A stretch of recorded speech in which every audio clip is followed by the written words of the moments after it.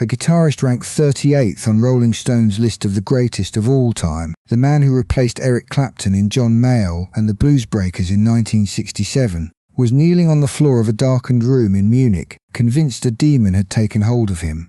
The man who wrote the only instrumental to ever reach #1 on the UK singles chart was terrified of his own shadow, drained of more than $100,000 by a self-proclaimed spiritual family.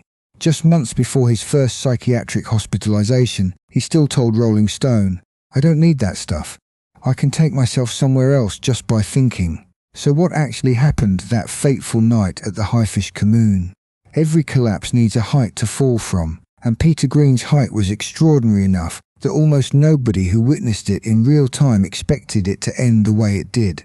Before the fame, before the fortune, before Munich ever entered the story, there was simply a young man from London working an ordinary factory job, the kind of unremarkable beginning that makes everything that followed feel almost impossibly steep by comparison. That factory job did not last, and the way it ended turned out to be the first quiet turning point in Green's entire life.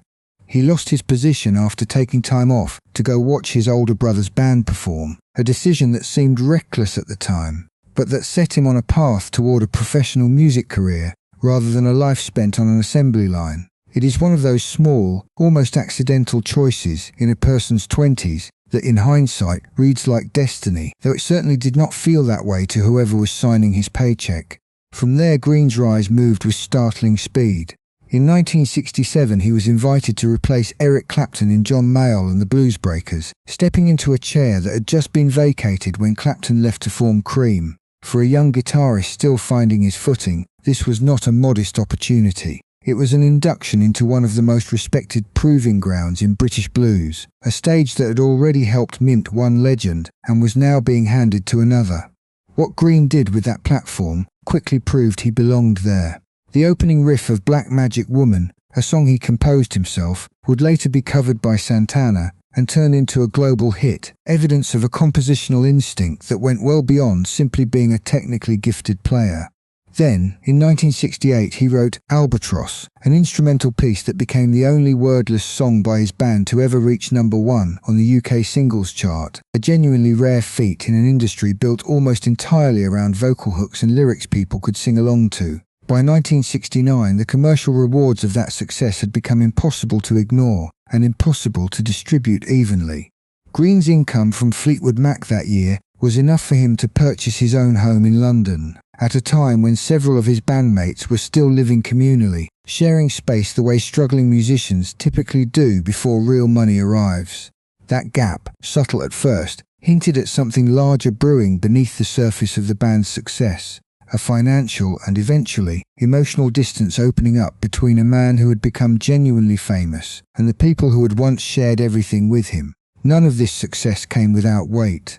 The very qualities that made Green such a compelling songwriter, his sensitivity, his instinct for finding something raw and unpolished in a simple guitar phrase, were the same qualities that would later make him acutely uncomfortable with the commercial machinery that fame demanded. He had climbed higher, faster, than almost anyone around him, and the climb itself was about to become the very thing that started pulling him apart.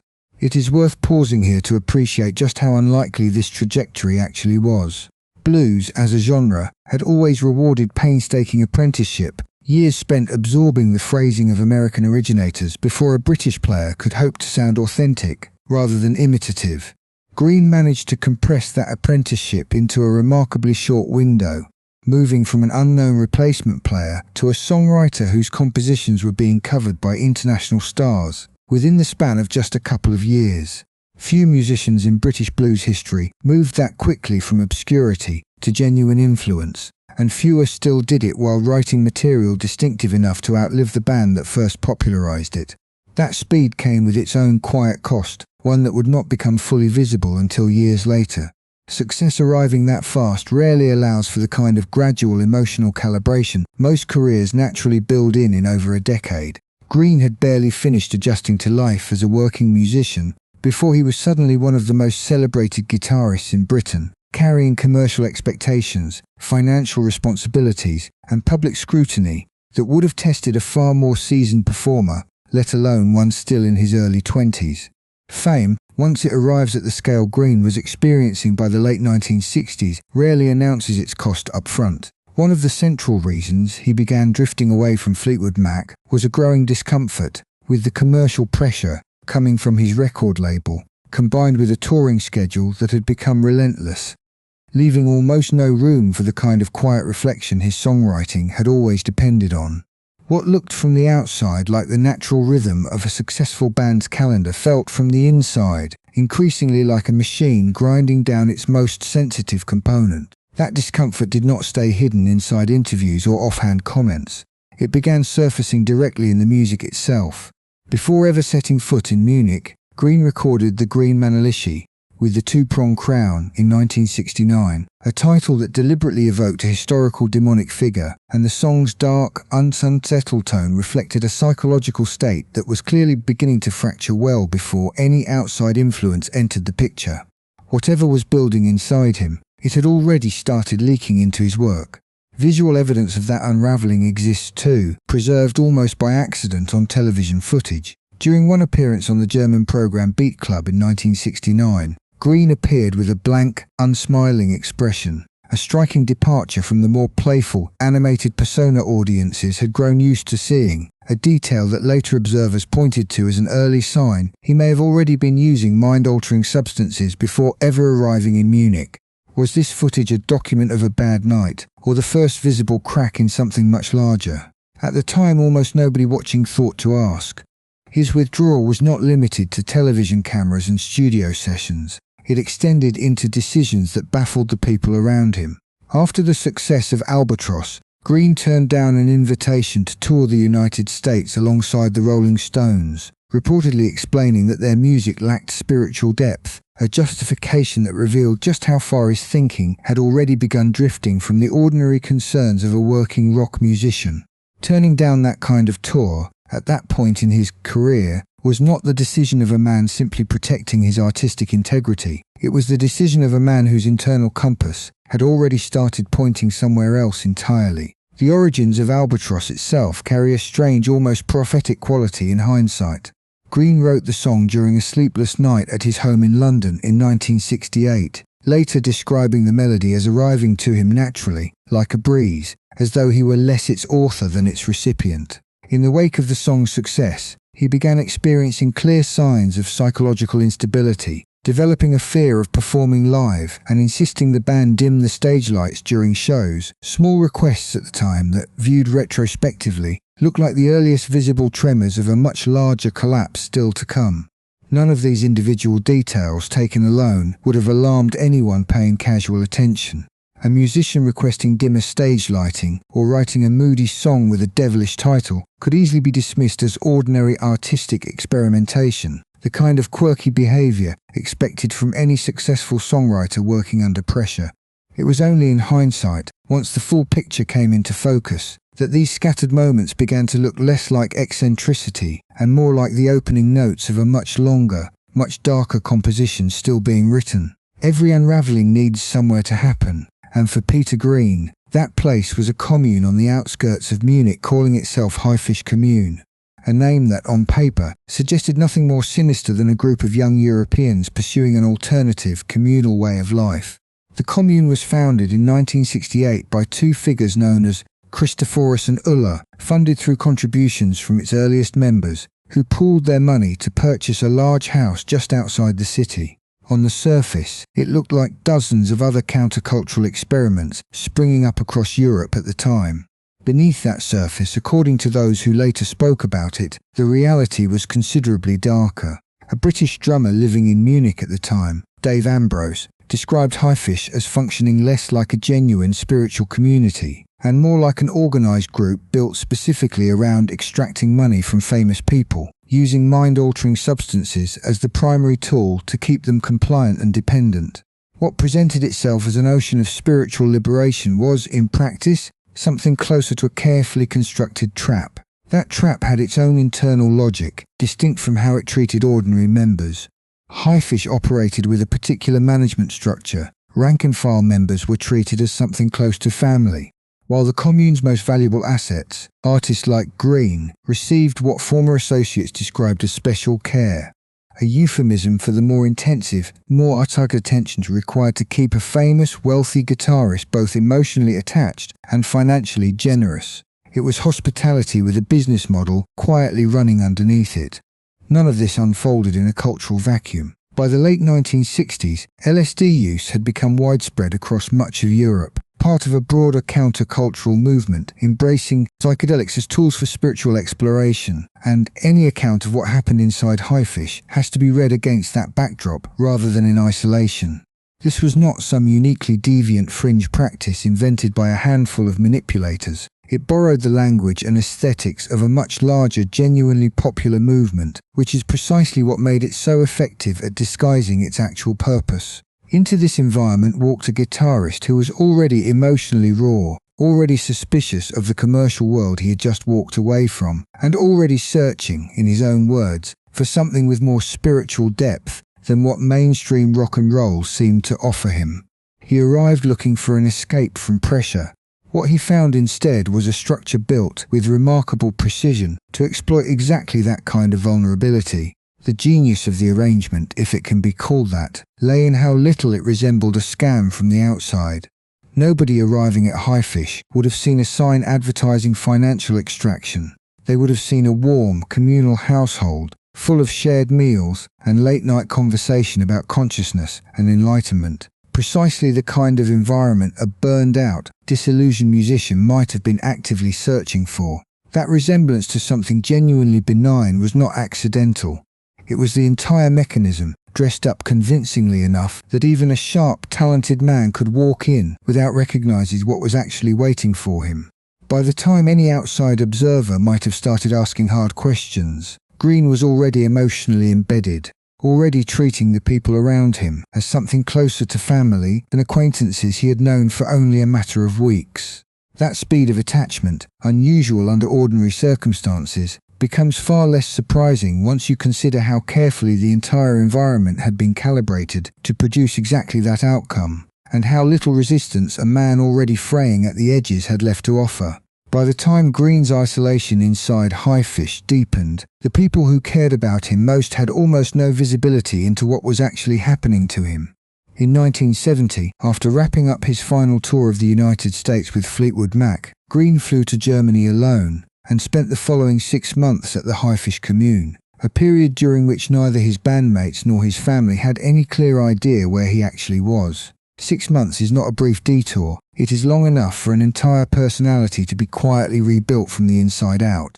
When his bandmates finally learned how badly he was struggling, they did not simply write letters or make phone calls. They flew to Germany themselves, attempting to bring him back to England directly. Green refused outright, insisting he needed to remain because he had a spiritual mission to complete, a phrase that, to anyone who had known him even a year earlier, would have sounded almost unrecognizable coming from his mouth. There is a scientific explanation lurking beneath this collapse that complicates any simple narrative of villainy and victimhood. Researchers at Johns Hopkins University have shown that high doses of psilocybin or LSD can trigger temporary psychotic episodes in individuals with a family history of schizophrenia, offering a plausible mechanism for exactly what Green may have experienced during those months in Munich. This was not simply a case of drugs breaking an otherwise healthy mind. It may have been a case of drugs unlocking something that had been waiting, dormant, in his genetic history all along. What is clear is that this went well beyond a single reckless night of drug use. Multiple accounts describe it instead as a deliberate, coordinated campaign of psychological manipulation, engineered by a small group of highly educated individuals who understood precisely how to control an artist's mind once his defenses were down.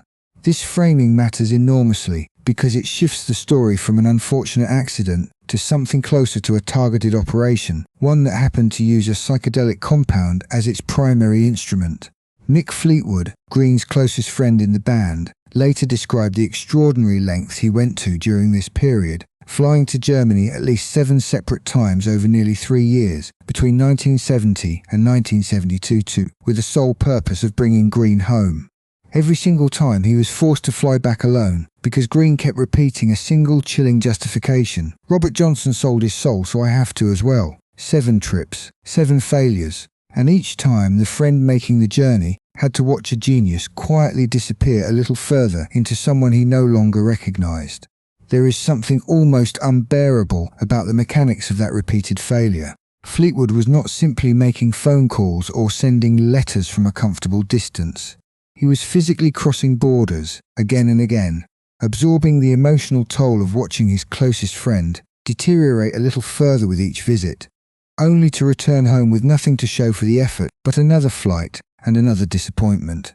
Loyalty in this story looked less like a single heroic gesture and more like a grinding, repetitive act of persistence against odds that kept refusing to budge. Behind the psychological manipulation lay a far more mundane, and in some ways more damning, reality, a calculated financial operation. Estimates suggest that Highfisch-Kommune extracted more than $100,000 in today's value from Peter Green over roughly a year, between 1969 and 1970. According to reporting by the German magazine Der Spiegel, a sum drawn from both his song royalties and cash, taken directly from his performances. This was not incidental theft opportunistically seized upon, it was sustained extraction, spread across many months. The exploitation did not stop at money. Among the most contentious details to later emerge was the discovery that Highfisch members had stolen numerous personal photographs and letters belonging to Green, and sold them to German tabloid newspapers, treating his private life as just another revenue stream to be monetized alongside his royalty checks.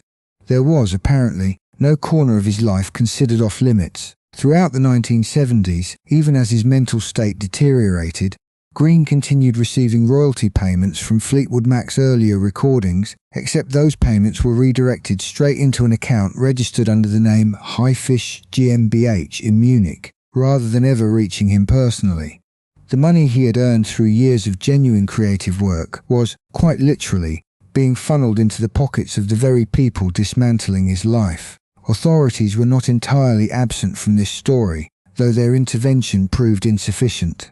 Munich officials raided the Highfisch-Kommune in November 1969, following a complaint from a former member, but investigators found insufficient evidence to support criminal charges, leaving Green without timely legal protection at exactly the moment he needed it most. The system built to catch exactly this kind of exploitation examined it, and walked away empty-handed.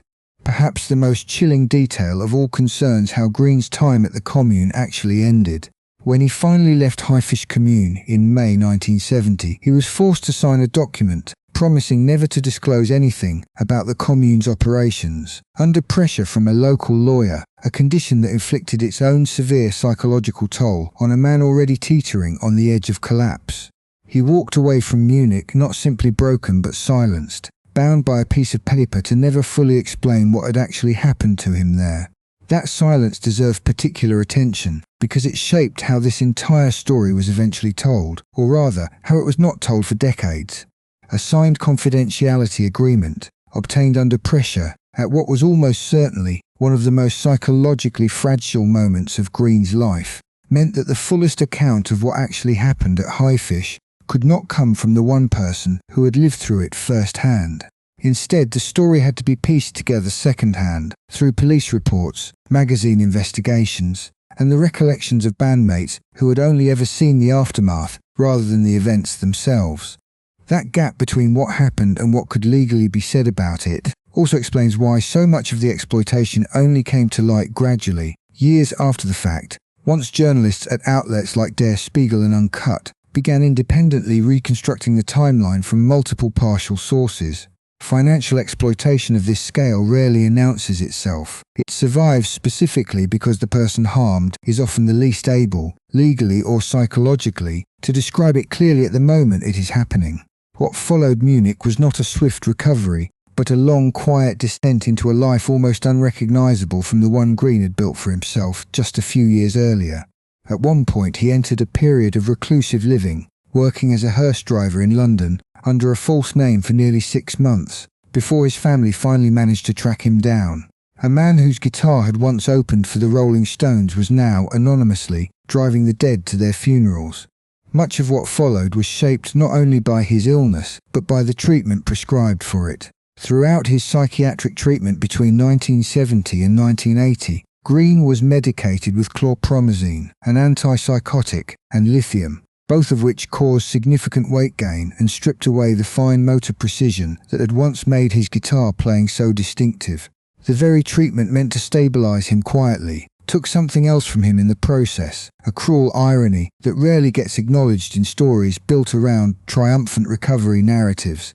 When he finally returned to a stage in 1984, nearly a decade after his collapse began, performing in London alongside former Fleetwood Mac members, he was no longer able to play lead guitar at all, having lost the technical skill that once defined him, and was forced instead to switch to harmonica.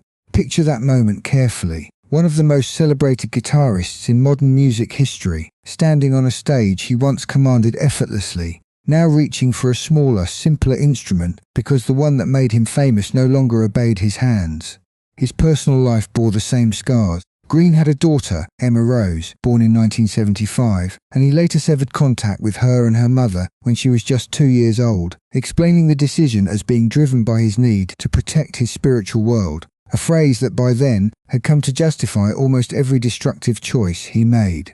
Even fatherhood was not immune to whatever had taken root inside him during those months in Munich. Family members later recalled some of the stranger behaviours that emerged during this period, including one particularly haunting detail. Green covered his bedroom walls entirely with white paper in an attempt to block out evil forces, and his siblings took turns keeping watch over him at night to prevent him from harming himself. This was not a man simply struggling with sadness or disappointment. This was a man who genuinely believed something malevolent was still trying to reach him, years after he had physically left the place where it supposedly began. The years spanning his hearse-driving anonymity and his eventual halting return to public life represent perhaps the least documented stretch of his entire biography, and understandably so.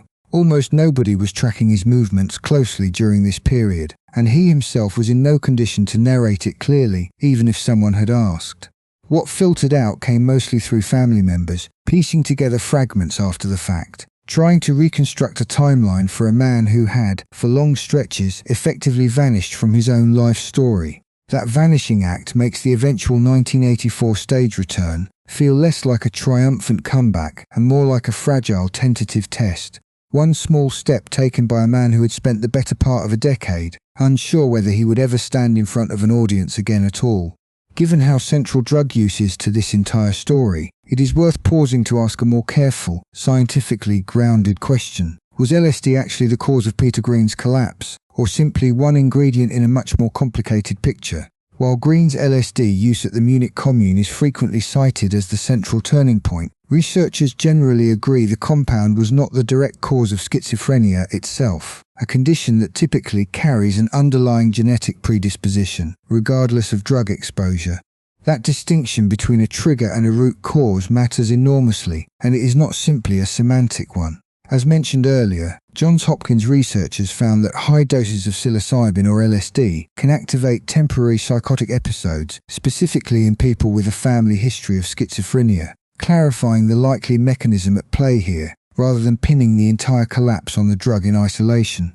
LSD in this reading functioned less like a poison and more like a key turned in a lock that had unfortunately already been installed. Green's story does not stand entirely alone in music history, and comparing it to a contemporary sharpens the picture considerably. Compared to artists of the same era, such as Syd Barrett of Pink Floyd, Green receives far less attention historically, despite experiencing the influence of the same substance and arriving at a strikingly similar psychiatric outcome, a comparison worth taking seriously rather than treating as coincidence. Two guitarists, two breakdowns, one shared chemical thread running underneath both stories. But the parallel only goes so far before an important difference emerges. While Barrett used LSD in pursuit of finding himself, turning inward through his own choice and curiosity, Green was pressured into using it within a group setting explicitly designed for financial exploitation, effectively turning him into a spiritual hostage, rather than a willing explorer of altered consciousness. One man walked toward the abyss on his own terms, the other was pushed. Medical literature has since offered its own careful framing of the case. Bipolar disorder and schizophrenia are frequently confused by the general public, but Green's case has been documented clearly across multiple sources, including the British Medical Journal as a textbook example of psychiatric onset driven by the combination of psychological trauma and substance exposure, rather than either factor working in isolation. It was never simply the drug, and it was never simply the vulnerability underneath it. It was the collision of both, inside an environment specifically engineered to exploit that exact combination. This more nuanced reading does not excuse what happened to Green, nor does it diminish the deliberate cruelty of the people who orchestrated his exploitation at Highfisch. If anything, it makes their actions more damning rather than less, because it suggests they were not simply capitalizing on a random, unfortunate drug reaction. They appear to have been exploiting a specific psychological vulnerability, whether they understood the underlying genetics or not, in a man who had already shown visible signs of fragility well before he ever arrived in Munich. Understanding the science, in other words, does not soften the story so much as sharpen its focus.